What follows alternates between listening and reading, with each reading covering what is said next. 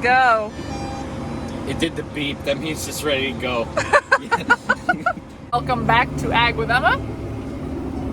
We've got an exciting background today. And we're back with Zach.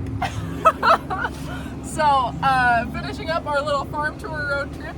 And Zach is seeding wheat right now. And he's like, come back up to Montana so we can get some seeding footage. So, that's what I did. For the people, you know. I got Olive Garden out of the deal. I did bring him Olive Garden, and last time I brought him Texas Roadhouse. So now we're going to show you what's up with putting the seed in the ground. Because last time we cleaned it. So now we're good to go. That's an air seeder, by the way, not a normal planter. Air seeders and planters are different, because while you're still planting things with an air seeder, you technically call it seeding, right? Yeah.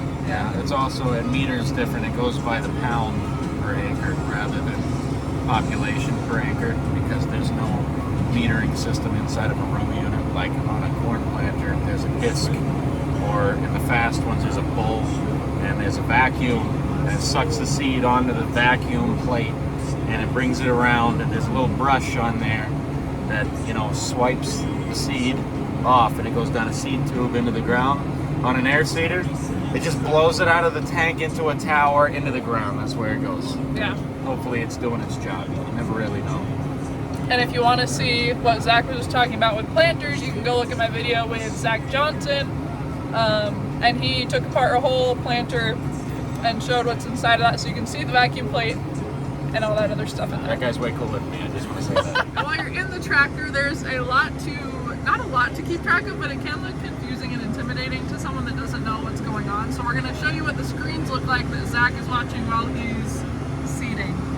Not planting, seeding. Yes. Okay, so basically this is your air cart page.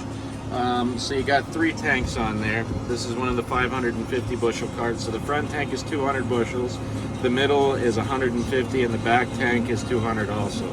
So basically, all you got here is your metering rolls telling you how much you're putting out, pounds per acre. So the front tank, we have starter fertilizer in. So it's putting down 50 pounds of starter fertilizer, and we're splitting our spring wheat rate between the 2 back tanks. So basically, putting down 32 pounds in the middle tank and then 43 pounds in the back tank, which equals out to 75 pounds with some basic math. Right there is your fan speed. That's about the most important thing on an air seeder, because you need air to blow your seed around.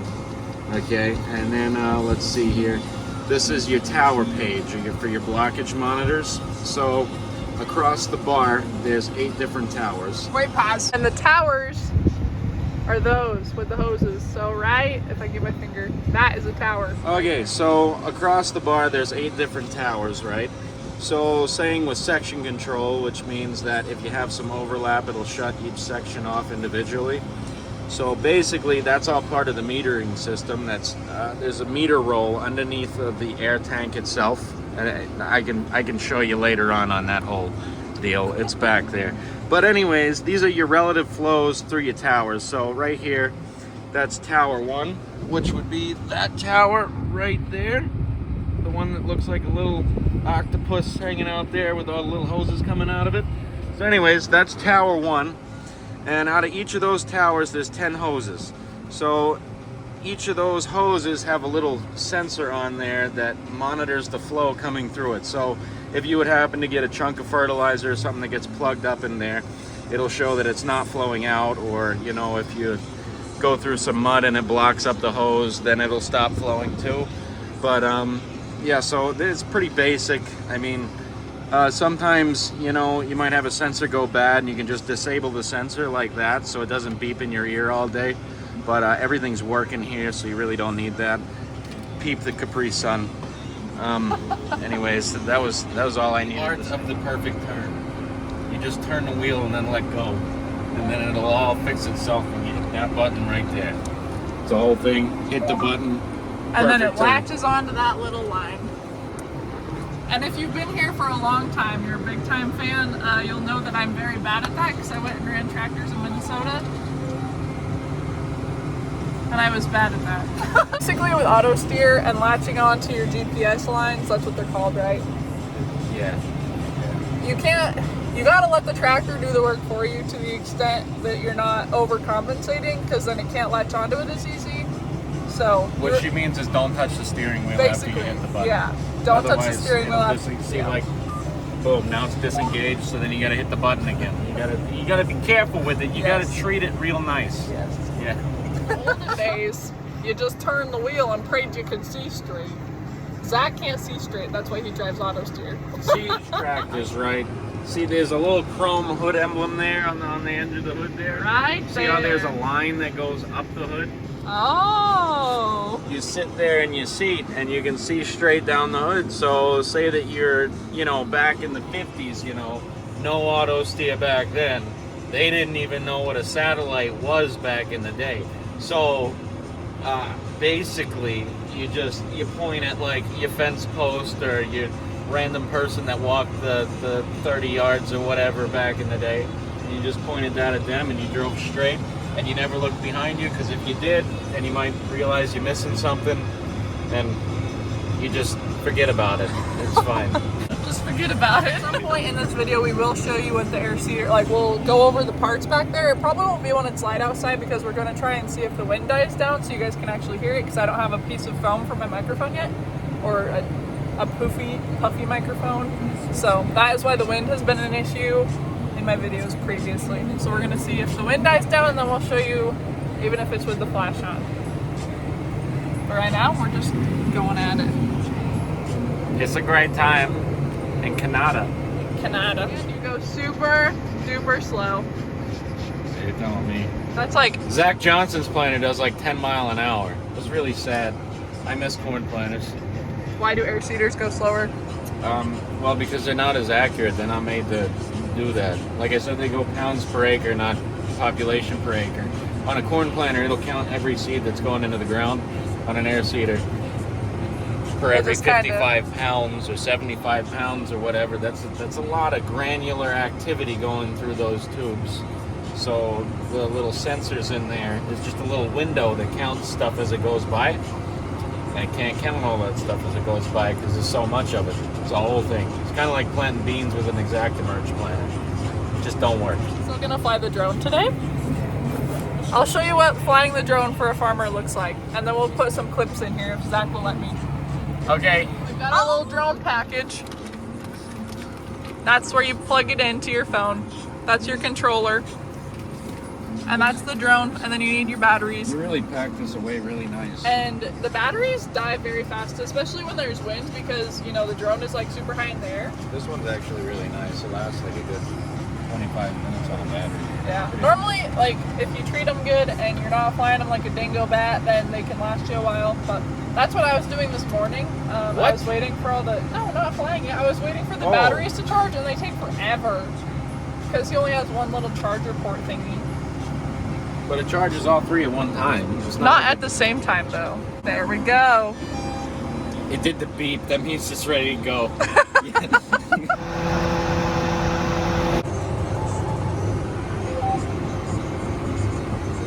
That was it. That was the money shot.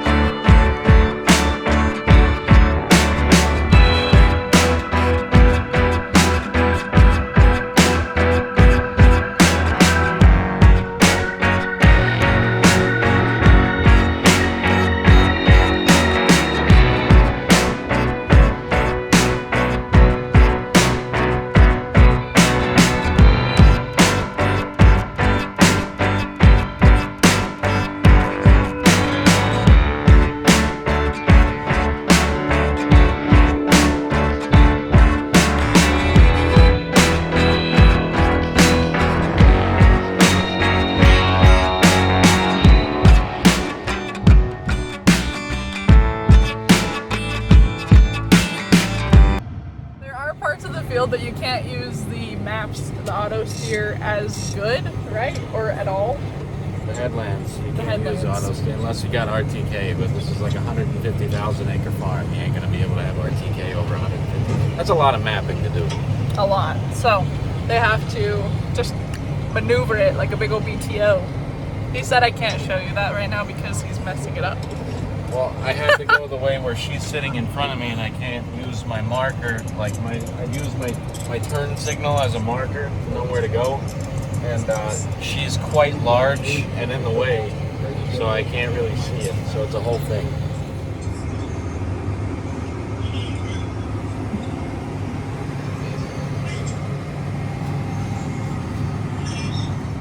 We just lost the light game. Okay. Never mind, we won the light game. All right. The little tratter just told us that the it's plugged, so he's fixing it.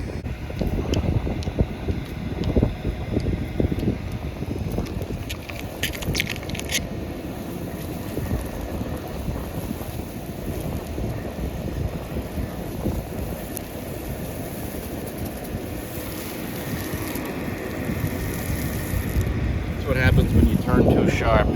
If somebody's sitting on your left side and you can't see what's going on. So everything's my fault. It is. Oh, that's a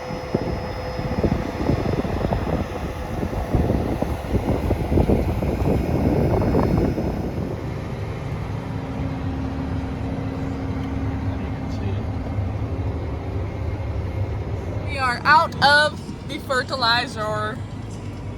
We gotta go fill it back up, right? that is Correct. I'm sure we'll show you once we are leaving in the dark. It's kind of hard to find where you're at. So he's leaving a little dotted line right on that little map.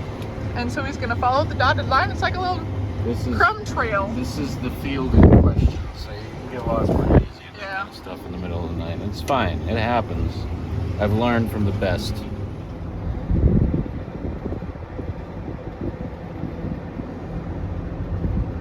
What again? What's the rest of that song? I can't wait to get back on. I can't wait to get back on the road again.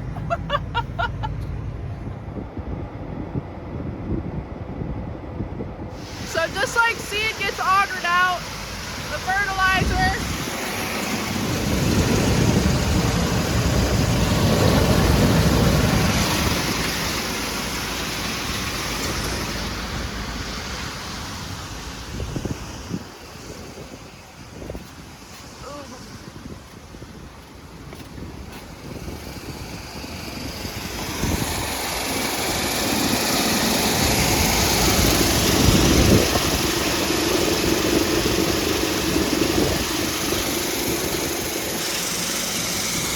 Quality content.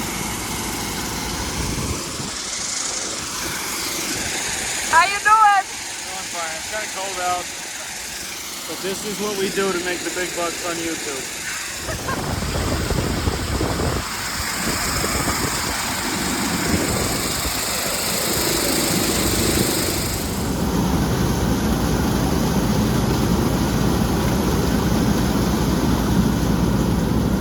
Fertilizer is all full, and there is seed in the trailer as well. And now he's gonna move that. And he's got a little wireless remote that he uses to shut things on and off, so pretty cool stuff.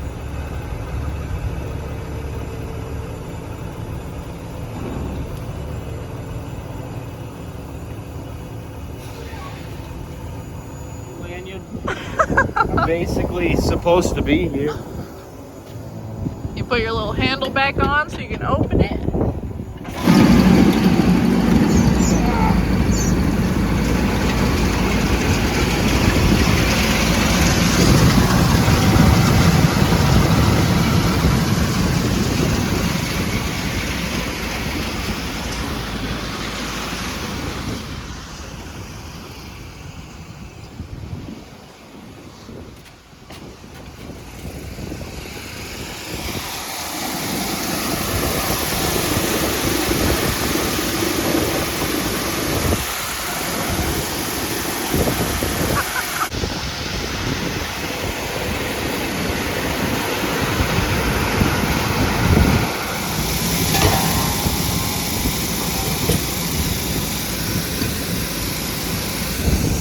It's shut now.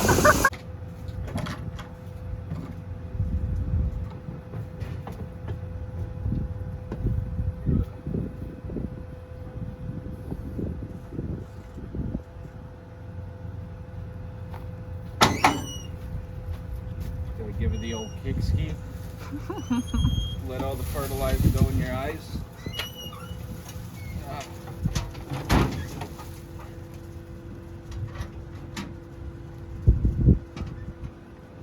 Okay.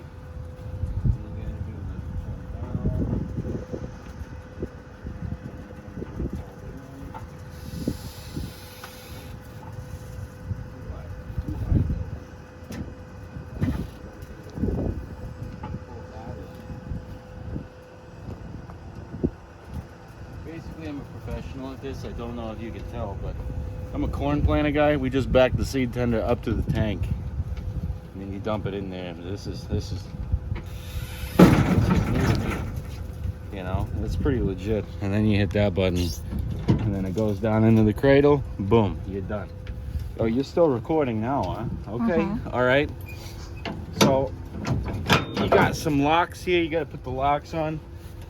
It never sits in the cradle correct, so you got to do some good cranking like that, you know, and then you got to put the safety pin through there so it don't come flying out going down the road. And then you come back here, there's another lock. Take that right there. And then you put that in there, another safety pin. Boom, right through the hole. Boom, she's now ready for transport. I was just gonna say, these are supposed to be like your load lights, like that one there and the one on your auger there. I leave them on all the time, so everybody sees me coming at them, you know, because it's all just a big competition on who can get the most acres seeded. And currently I am lagging behind because, well, I had to load the air seeder, so like I'm not doing very good right now. But while we're here, let's go on a rundown of how this machine works. Okay, so you got the seed tanks, obviously. You got your front tank, your middle tank, your back tank. Okay, with that, you got 3 different meter rolls, 1, 2, 3. Each one of those things have 8 gates in them, which they call it a gate, but it's just a little flappy door thing. And that's what runs your section control. Because, well, there's 8 of them because obviously there's 8 towers. We covered this before, it's fine. So anyways, it comes through there, it goes through your meter roll, and then it goes down into this tube. There's a big fan on the back. Yep. The fan's back here. Big fan of the fan. That spins at a constant 3,400 RPMs to make enough air to blow all the granular stuff through the lines. Okay, so it comes out of the seed tank into the roll, into the tube, which blows it into the primary hoses right here. Each one of these hoses goes to one of the main towers there. And after it goes to a tower, which, let's see, right there's one of the towers. So it'll come out of the tower, down through this secondary tube here, which there's, right there's the blockage monitors that we were covering earlier. Those blockage monitors, these little black boxes. So they come through that, come up through the tube, into the seed boot right here. And basically there's a little hole right here that all the seed comes out of, but before it comes out of the boot, this is your depth gauge right here. It's just a chisel shank with a steel tip with a carbide sheath on it so it doesn't like break all that easy. But yeah, it's a whole thing. It lasts for a good like 12,000 acres or something like that on a set of these. But if you hit a rock hard enough, it snaps the carbide, and then you got to put a new tip on. It's a whole thing. Yeah, I'm not. Oh, and then you got your packing rolls back here. After your seed goes in the ground, there's a little open trench in there. So this comes through, and it packs the ground, so it firms up the seed bed, so your seed is covered. It's really nice. It's a mind-blowing idea. It works good. Alright, well, that's all we have because he's gonna drop me off because he's gonna stay out here until like early in the morning, and I have to drive home tomorrow to Idaho, so. Toodles, my guys. It's been fun. It's been real. It ain't been real fun. I'm just kidding. It's been a great time. Yeah, we'll see you guys later, maybe. I don't know how this works. I mean, I guess it's not really my YouTube channel, but I feel like I should be a permanent fixture on it because, let's be honest, I'm hilarious. Whatever he wants to think. Anyway, like, share, subscribe. It helped me out a lot. And check me out on all your other channels. I mean, platforms, whatever you want to call it. Ag with them everywhere. New podcast every Tuesday. Thank you guys so much for watching. Let me know what you like most, what you like learning about. We'll catch you on the next video. Hasta la pasta. There he goes.